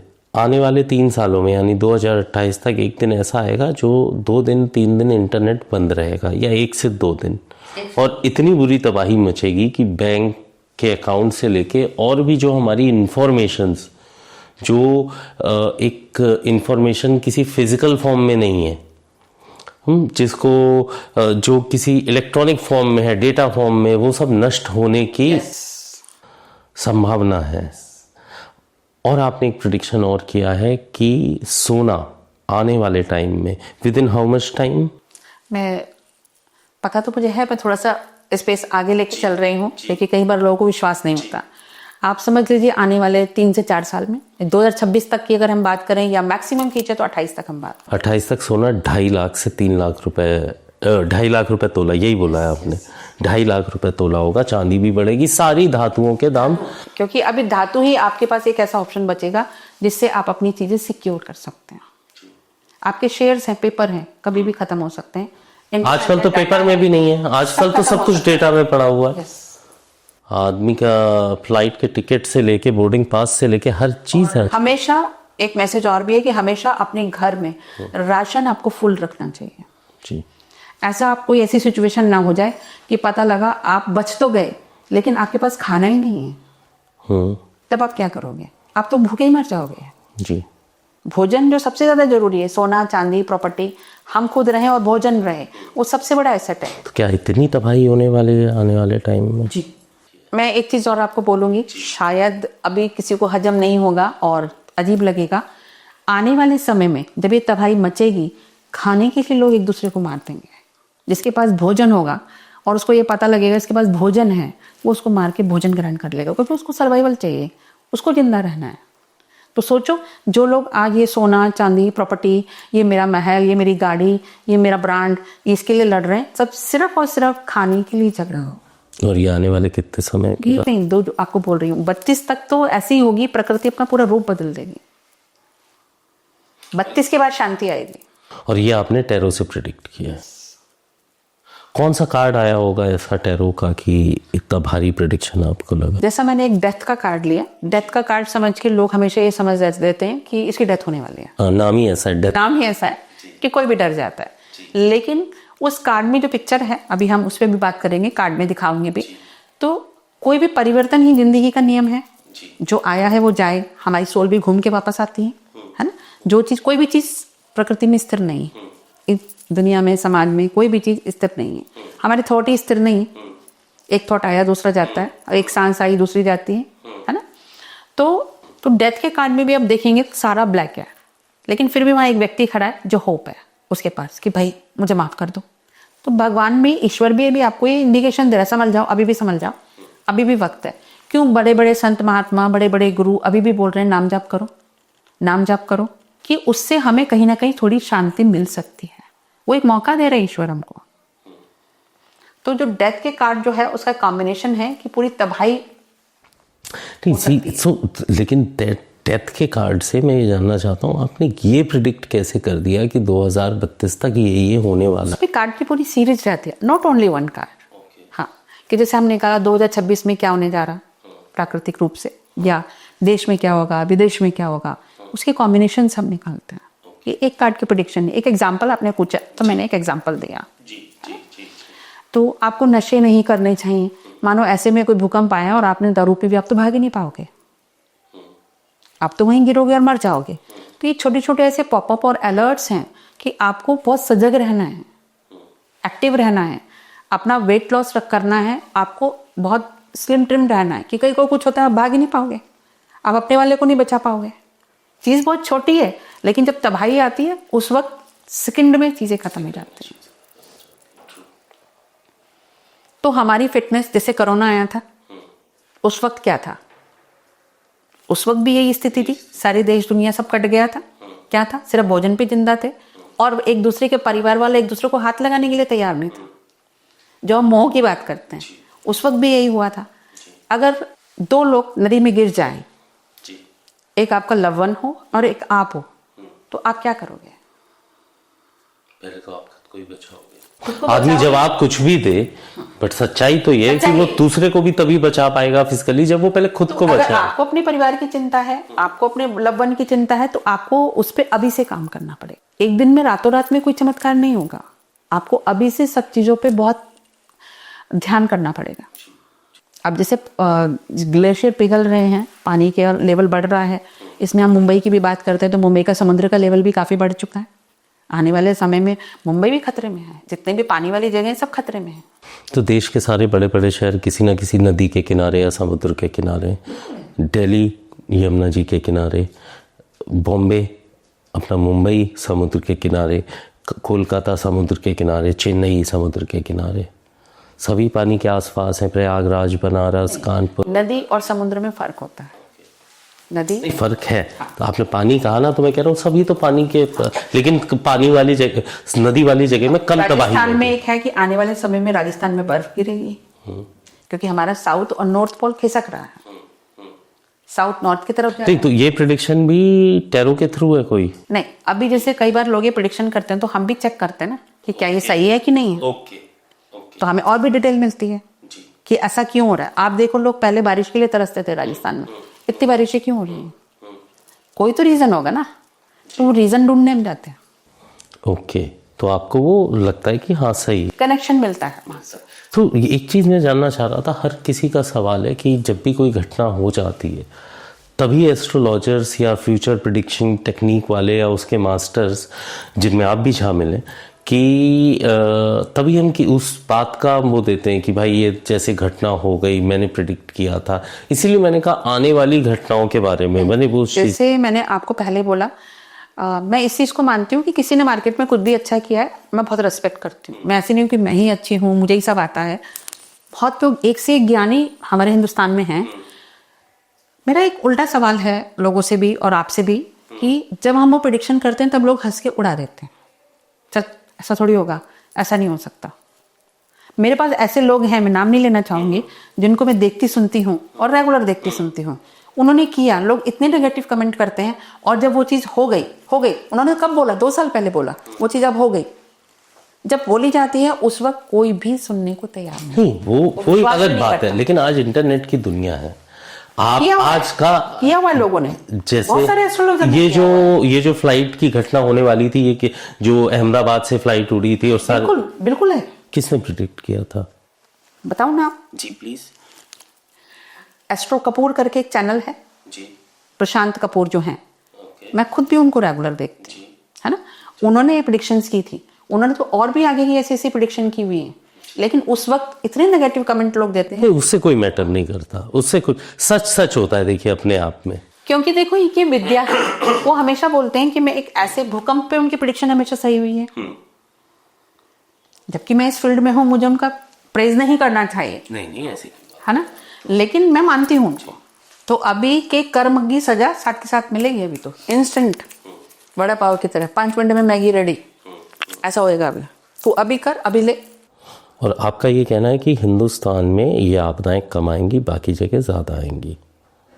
सब जगह आएंगे, हिंदुस्तान में भी खूब आएंगे, तो अभी कुछ भी नहीं है। पूरे विश्व में यही मंजर देखने को मिलेगा। अपने आप आग लग गई, जंगल तबाह हो गए, बारिश बढ़ेगी। अभी तो ऐसे वाले ओले गिरेंगे जो 1-1 किलो के होंगे। आधी तो पब्लिक वैसे मर जाएगी। एक ओला गिरा 1 किलो का, सर पे टन, भाई लौट गया। तो जब इनको अवेयरनेस देने की बात करो तो पब्लिक बोलती पागल हो गई है। प्रशांत कपूर अपने हर एक वीडियो में बोलता है, जब भी कुछ होता है, कि मेरा ये वीडियो कोई प्लीज गवर्नमेंट तक पहुंचा दो, तो बहुत सारी तबाही होने से बच जाती है। किसने पहुंचाया आज तक? आने वाले समय में सर्वाइवल के लिए लूटपाट मचेगी ना, प्रॉपर्टी के लिए झगड़ा होगा, प्रॉपर्टी तो बचेगी ही नहीं। आप छोड़ के भागोगे तो दूसरा आपकी प्रॉपर्टी पे राज करेगा। आपको सिर्फ जंगल ही बचाएंगे जहाँ पे आप छुप सकते हो, कोई जगह नहीं बचाएगी आपको। जहाँ गुमनाम जिंदगी जियो, अपनी फैमिली के साथ दाल रोटी खाओ, प्रभु के गुण गाओ, बस। जान और आपका जो थोड़ा बहुत खाना भोजन आपने ले लिया। पहले जमाने में लोग 1 साल के अचार क्यों डालते थे? गेहूं भरते थे 1 साल का, चावल भरते थे, मसाले भरते थे। पागल थोड़ी थे हमारे पूर्वज कि भाई कुछ भी हो जाए खाने के लिए घर में सबके लिए। लेकिन जब घर ही तबाह हो जाएगा तो खाना कैसे बचेगा? आप अभी से तैयारी करो ना अपनी। आप कितना भी भर लो, भूकंप के बाद तो थोड़ी आप गेहूं निकालते रह जाओगे। भूकंप की बात नहीं कर रही हूँ। पानी आएगा, बाढ़ आएगा तो आपका घर तबाह हो जाएगा, आप क्या करोगे? तो फिर दूसरी प्रैक्टिस क्या चल रही है? कम खाओ, कहीं जंगल में जाके रहना। जो लोग नखरे कर देना, आई हेट दिस, मैं ये नहीं खा सकता, मुझे तो यही चाहिए खाने में। भैया कच्चा आटा भी खाना पड़ेगा, गुथा हुआ। जब बनाने का साधन ही नहीं बचेगा, और जब पेट में भूख लगेगी, महाराजा जी ने खाए थे ना घास, महाराणा प्रताप ने, जब छुपे थे जंगल में, वो भी नखरे कर लेते तो सर्वाइव कैसे करते? नहीं, आप दूसरी बात कर रही हैं, मैं दूसरी, आप नखरे करने वाली बात कर रही हैं, मैं आपसे दूसरा एक लॉजिकल सवाल पूछ रहा हूँ। मेरा सवाल ये है, आपका कहना है कि जैसे बाढ़ आएगी, भूकंप आएगी, आप अपने घर में कितना भी रख लो, अगर आपका घर बर्बाद हो गया तो आप कैसे उससे खाने का सामान निकाल? बाई चांस आप बच गए,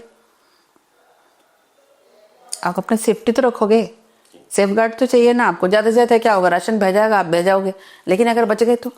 हाँ, आप बच गए तो वो बचा हुआ अनाज किसी काम का नहीं है ना। बचा हुआ अनाज आपके काम आएगा ना सर्वाइवल के लिए।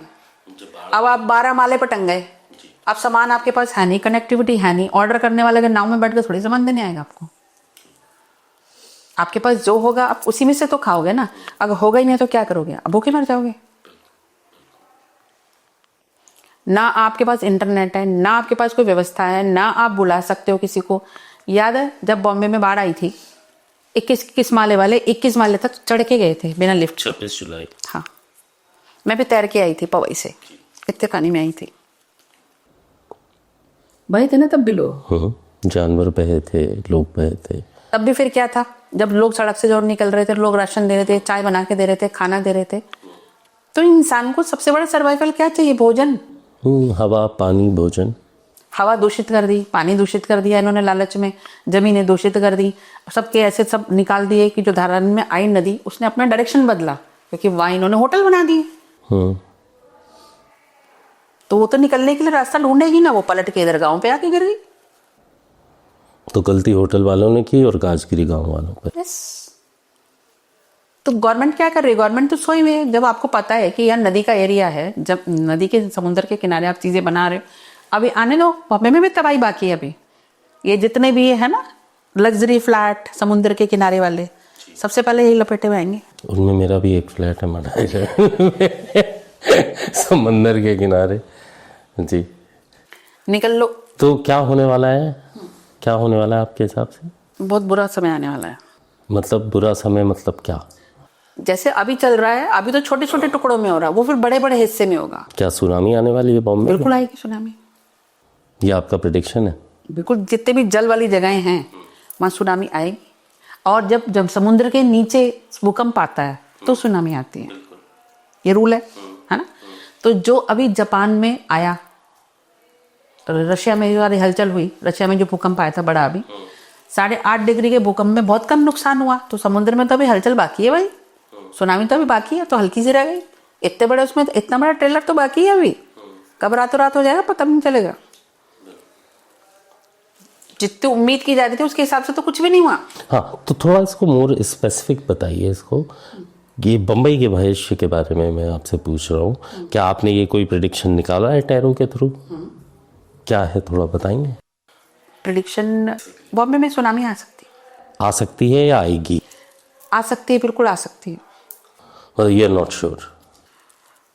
99% के लिए मैं श्योर हूँ। अब कितने लेवल की आएगी नहीं, वो अलग बात है, वो एक अलग, लेकिन आएगी और बॉम्बे में तबाही मचेगी। और ये कब होगा? ये आने वाला ये 28 के 20 तक ही। ओके, अगले 3 सालों में मतलब सुनामी आएगी और बहुत नुकसान होगा उससे। नुकसान होगा। तो इसके लिए लोगों को क्या करना चाहिए? समुद्र के किनारे नहीं रहना चाहिए ये? हाँ, तो अपने प्रिकॉशंस आपको अभी से लेने पड़ेंगे। अभी शायद सबको मजाक लग सकता है या ऐसा लग सकता है कि नहीं ऐसा थोड़ी होगा।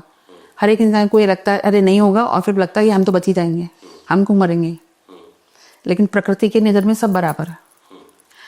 अभी जो प्लेन हादसा हुआ उसमें आपने देखा इतने लोगों की मौत हुई, एक ही व्यक्ति क्यों बचा? ये किसी आश्चर्य से कम है?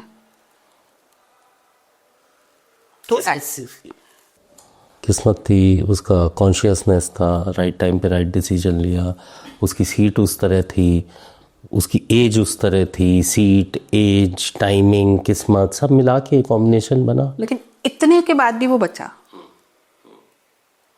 है ना। तो ऐसे ही अगर हम अभी से कॉन्शियस होते हैं तो चाहे बाढ़ आए, सुनामी आए या हम भूकंप आए या कुछ और तरह की कोई तबाही हो, तो हम कॉन्शियस अगर हैं। नहीं तो कई बार होता है ना, बेड हिला, हम बोला ऐसे हिला दिया हो किसी।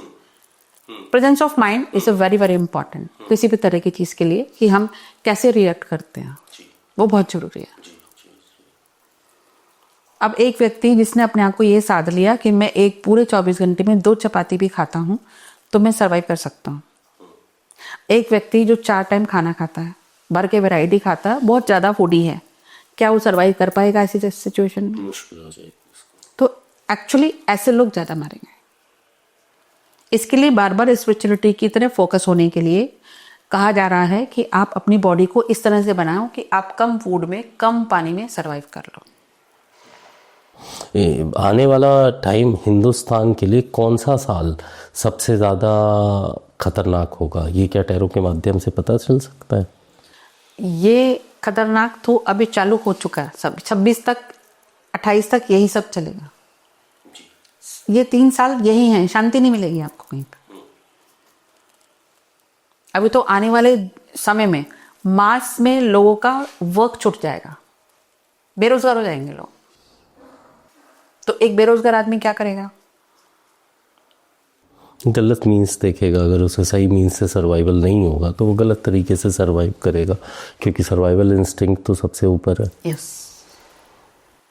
तो हमें अभी से अपनी आदतों में सुधार करना चाहिए। वापस बोल रही हूँ, हमारे खाने पीने की आदतें, हमारे सोने की आदतें और बाकी चीज़ों की भी जो हमारी हैबिट्स हैं उस पर हमको अभी से काम करना पड़ेगा। अब वो रातों रात तो आप कंट्रोल कर नहीं लोगे। ओके। और एक प्रेडिक्शन और मैं और कर रही हूँ कि विश्व में जो बड़ी तबाही होगी या कोई ऐसा एक बड़ा डिसीजन, उसके लिए ट्रंप जिम्मेदार होंगे। ये तो आप प्रिडिक्ट ना भी करें तो दुनिया मान के बैठी है, उनकी जैसी पर्सनैलिटी और डिसीजन मेकिंग है। वो कब कहाँ क्या कर देंगे किसी को नहीं पता। उनका एक डिसीजन बहुत बड़ी मुसीबत का कारण बन सकता है। तो वो डिसीजन अभी वो लेंगे या ले चुके हैं? ले चुके हैं, उस पर काम चल रहा है। और वो पब्लिक डोमेन में वो डिसीजन है या नहीं है? नहीं, अभी नहीं है। नहीं। इंटरनली चीजें चल रही हैं, इंटरनली प्रोसेस चल रहे हैं। क्या वो कोई वॉर वगैरह होगी, किसी पे आक्रमण, हमला या कोई न्यूक्लियर वॉर? अच्छा, जितना आप ये सब बता रही हैं इसके कहीं ना कहीं कोर में कोई न्यूक्लियर वॉर की संभावना तो नहीं है? बिल्कुल हो सकती है। न्यूक्लियर वॉर तो मैं बोलूँ तो जैसे बोलते हैं ना, केमिकल वॉर, एसिड वॉर या उस टाइप की, बारिश करना, क्योंकि उसमें न्यूक्लियर में आपने क्या किया, एक धमाका किया, सब खत्म। ऐसे में अगर आप किसी को स्लो पॉइजन देंगे तो आपको पता भी नहीं चलेगा कि वो कैसे मरा। कोरोना क्या था, कितने हजारों लाखों लोग मरे, है ना, और अभी भी मर रहे हैं, जो उसके साइड इफेक्ट आ रहे हैं सामने, यंग एज में लोग मर रहे हैं, है ना। तो ऐसे ही आगे भी बहुत सारी बीमारियां आ सकती हैं।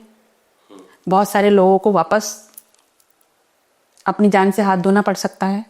तो इसलिए घूम फिर के फिर वही बात आती है, आपका स्वास्थ्य ही आपको बचा सकता है, आपकी फिटनेस ही और आपकी हैबिट्स ही आपको बचा सकती है। चांसेस हैं आपके? जी जी। अब मान लीजिए एक आदमी को क्या पता कि ये बारिश आसमान से हुई है कि केमिकल वॉर है, उसके लिए तो बारिश है। तो ऐसी घटनाएं बहुत होंगी अभी और हो भी रही हैं। लोगों की जिंदगी बेहतर होगी या नहीं होगी? आने वाला समय, जैसे मैंने पहले भी कहा, बहुत टफ होगा और सर्वाइवल बहुत टफ होगा, क्योंकि जगह जगह जिस तरह से प्राकृतिक आपदाएं आ रही हैं तो लाइफ धीरे धीरे उथल पुथल हो रही है और वैसी स्मूथ लाइफ नहीं है जैसे लॉकडाउन हुआ था, कोरोना हुआ था, उसके बाद से लोग अभी तक नहीं संभल पाए। ऊपर से सब कुछ लग रहा है कि सब ऑन ट्रैक हो गया, लेकिन आज भी लोगों से बात करो तो लोग आज भी पूरी तरह से सर्वाइव नहीं हो पाए हैं। अभी जैसे पंजाब में बाढ़ आई है, अब सोचो वो लोग जिनके घर बह गए, पूरी प्रॉपर्टी बह गई, खेत खलियान बह गए, उनको संभलने में कितना वक्त लगेगा? बहुत ही दुखद घटना हुई है, चाहे वो हिमाचल प्रदेश की हो, पंजाब की हो, और ये नहीं समझ में आता कि लोग मदद कैसे पहुंचाएं। और पंजाब तो बस पंजाब अपने कदमों पे वापस से खड़ा होने लगा। ये सल्यूट है पंजाब के लोगों को। पंजाब के लोग हमेशा से बहुत दिलेर रहे हैं, बहुत डेडिकेटेड रहे हैं। और पंजाब के लोगों की आपने हमेशा एक खासियत और भी देखी होगी कि हमेशा दूसरे के लिए भी, किसी भी स्टेट में कोई प्रॉब्लम आ जाए, फॉरेन में कहीं कुछ प्रॉब्लम आ जाए, हमेशा वो भोजन और पानी और सेवा के लिए हमेशा तैयार रहते हैं। इतना अच्छे होने के बाद भी पंजाब को मैं ऐसा कहता हूँ कि जैसे हमेशा नज़र लगी रही। पंजाब विभाजन के टाइम पंजाब ने और पंजाबियों ने, सरदारों ने सबसे ज़्यादा त्रासदी झेली। उसके बाद 84 में जो हुआ वो, उसमें पंजाब ने बहुत दुख झेला, और फिर अभी ये बाढ़ हुई। मैं एक छोटी सी चीज़ आपके साथ शेयर करना चाहूँगी, शायद आप भी मेरी बात से सहमति करोगे कि जब जब जिस भी जगह पर नेगेटिविटी बढ़ती है किसी भी रूप में, ईश्वर उसको बैलेंस करता है। अभी कैसे हम बोलते थे उड़ता पंजाब, नशे की आदतें, नशे की लतें, पूरा यूथ वहाँ का बर्बाद हो गया है। आप एक ये चीज़ पे भी तो आप नज़र रखिए कि भैया यूथ ने जो किया है, जो एक छोटे से बच्चे लेके 13 साल 14 साल 15 साल, मतलब नशे की चीज़ें ऐसी इजीली अवेलेबल हैं वहाँ पे, तो प्रकृति क्या करेगी। और काफ़ी लोगों का ये भी सवाल आता है कि भाई ये तो छोटे बच्चे थे, बच्चे बह गए, बूढ़ी औरतें बह गईं, इनका क्या गुनाह था, जिन्होंने पाप किया उनको प्रकृति को दंड देना चाहिए था। इसके लिए भी मेरे पास एक जवाब है। केदारनाथ के टाइम पे भी जब मेरे पास ये बहुत सवाल आए थे कि भैया ये सिचुएशन देख के बहुत रोना आया कि प्रकृति ने ऐसा क्यों किया। हम अभी किसी भी व्यक्ति को इस लाइफ के हिसाब से देख रहे हैं, लेकिन पूर्व में उसने क्या किया, उससे पूर्व में उसने क्या किया, अपने पिछले जन्मों में, मैं एक जन्म की बात नहीं कर रही हूँ, बहुत सारे जन्मों में उन्होंने क्या किया। तो अभी तो वो 10 साल का है, अभी तो 15 साल का है, अभी वो 5 साल का है, लेकिन सोल तो वही है। तो वो उस दुख, उस तकलीफ से जब उसको रूबरू कराया जाता है कि देखो तुमने जो किया था, तुम भी उसी फेज से गुजारे जा रहे हो, तो अभी एहसास करो कि तुमको कैसा लगता है। तो कर्मों का हिसाब तो सदा ही है, सबको देना ही पड़ेगा, आज नहीं तो कल। आप कितना भी झूठ बोल लीजिए, कितना भी छिपा लीजिए, सच कभी छिप नहीं सकता। सच बात है, ट्रू। सच को पराजित किया जा सकता है झूठ बोल के, लेकिन उसको दबाया नहीं जा सकता कि आज नहीं तो कल सच आपके सामने आके खड़ा होगा। अब जैसे हम किसी व्यक्ति से मिलते हैं, वो आपसे बहुत मीठी बातें कर रहा है, बहुत अच्छे से पेश आ रहा है, आपको लगेगा यार बहुत अच्छा व्यक्ति है, मज़ा आ गया बात करके। आप उसके साथ गले मिले, हैंडशेक किया या जो भी किया, अब आप उसके सबकॉन्शियस में आपके लिए क्या चल रहा है आपको नहीं पता, नहीं कर सकते कि ये आदमी कल मर जाए, इसका नुकसान हो जाए, इसका क्या हो जाए। तो जैसे इंसान के थॉट होते हैं, उससे ही उसके ऑरा का निर्माण होता है। इसलिए क्यों बोलते हैं अपने थॉट प्योर रखो, भोजन प्योर रखो, बातचीत प्योर रखो, गाली का इस्तेमाल नहीं करो। गालियों का इस्तेमाल आजकल चलन फैशन बन गया है। जो ज़्यादा गाली देने वाले लोगों का एक टाइम के बाद विशुद्धा चक्र खराब हो जाता है ना। और मानो किसी को एक वाक सिद्धि है कि कोई किसी को कुछ बोलता है, वो चीज़ पूरी हो जाती है, और ऐसे में आप गाली गलौज करते हो तो आपकी जो वाक सिद्धि है वो आपकी जा सकती है। आपकी जैसे ही सिद्धि जाएगी, क्योंकि सरस्वती और लक्ष्मी दोनों बहनें हैं, यहाँ पर ऐसा नहीं है कि चलो वो रूठ गई कोई बात नहीं, मैं तो बैठी हूँ, मेरा फायदा है, मैं अपना काम कर लेती हूँ। एक जाएगी तो दूसरी चली जाएगी। तो बहुत सोच समझ के हमें अपने शब्दों का इस्तेमाल करना चाहिए और पॉजिटिविटी के लिए पूरा ध्यान रखना चाहिए। और स्पेशली आपके पॉडकास्ट के माध्यम से एक चीज़ मैं लोगों के लिए और कहना चाहती हूँ, जितना हो सके, क्योंकि आजकल मैं देख रही हूँ लोगों को ब्लैक कलर से बहुत प्यार हो गया है ना। आपने भी ब्लैक कलर ही पहना हुआ है, और ब्लैक कलर से मैं हमेशा कहती हूँ कि अवॉइड करना चाहिए, क्योंकि ये राहु और शनि का कलर होता है, और राहु हमेशा आपको भ्रम देता है, भ्रमित करता है। तो ब्लैक कलर से हमें हमेशा बचना चाहिए, क्योंकि ब्लैक कलर सबसे ज़्यादा नेगेटिविटी को सोखने का, अपने अंदर ऑब्जर्व करने का काम करता है। ज़्यादा से ज़्यादा वाइट कलर पहनना चाहिए, और भी बहुत दूसरे कलर हैं, लेकिन वाइट कलर अगर आप जितनी बार ज़्यादा पहनते हैं तो सामने वाले की नेगेटिविटी आपके ऊपर हावी नहीं होती। आप हमेशा अपने आप को बहुत फ्रेश महसूस करेंगे, थका हुआ महसूस नहीं करेंगे। ठीक है। आज आप देखेंगे लोगों के घर में सोफे, टाइल्स सब ब्लैक हो गए हैं, है ना, कर्टन ब्लैक हो गए हैं। मैंने तो कुछ घरों में देखा है बेडशीट भी ब्लैक हो गई है। तो सोचिए आप राहु और शनि को अपने साथ लेके सो रहे हो, तो चिड़चिड़ा होना, मूड स्विंग होना, है ना, डिसीजन मेकिंग नहीं होना, बार बार एक जगह मन नहीं लगना, ये सब राहु के सिम्टम है। चीज़ों का अटकना, बात बनते बनते बिगड़ जाना, बिजनेस में चीज़ें आते आते रुक जाना, ये डिले क्या कराता है? शनि कराता है। तो इन चीज़ों से आप जितना दूर रहेंगे उतना ज़्यादा अच्छा है। घर में भी मैं देखती हूँ टाइल लोग फ्लोरिंग में भी कर देंगे, छत में कोई सा भी कलर कर देंगे। वाइट कलर को अपनी ज़िंदगी का अपना हिस्सा बनाना चाहिए। वाइट, ऑफ वाइट, क्रीम और बाकी भी और बहुत सारे कलर हैं जिनका ज़्यादा से ज़्यादा इस्तेमाल करना चाहिए। जी। अच्छा, मैं एक बात और आपसे उस टाइम पूछना चाहता था जब बात चल रही थी प्रेडिक्शन की, क्या कोई ऐसा प्रेडिक्शन भी है जो बहुत अच्छा है आने वाले 3 साल के लिए, हमारे देश के लिए खासकर?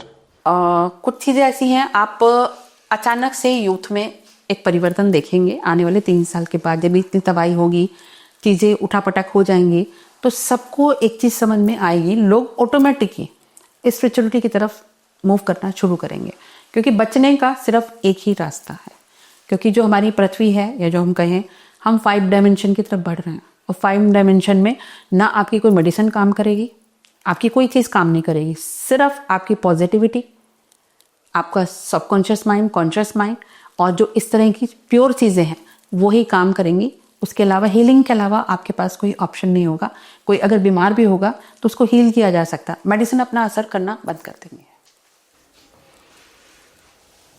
Thank you so much Rajni healer, आप हमारे पॉडकास्ट में आई, और देखते हैं लोगों को ये कैसा लगता है, लोगों की क्या राय होती हैं, और आने वाले समय में आपके प्रेडिक्शन सही होते हैं या नहीं।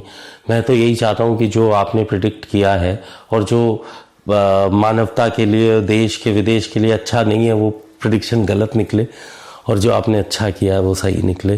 बस इसी उम्मीद के साथ आपका मैं थैंक यू कहता हूँ, बहुत बहुत thank you so much. Lovely, you came here, thank you so much.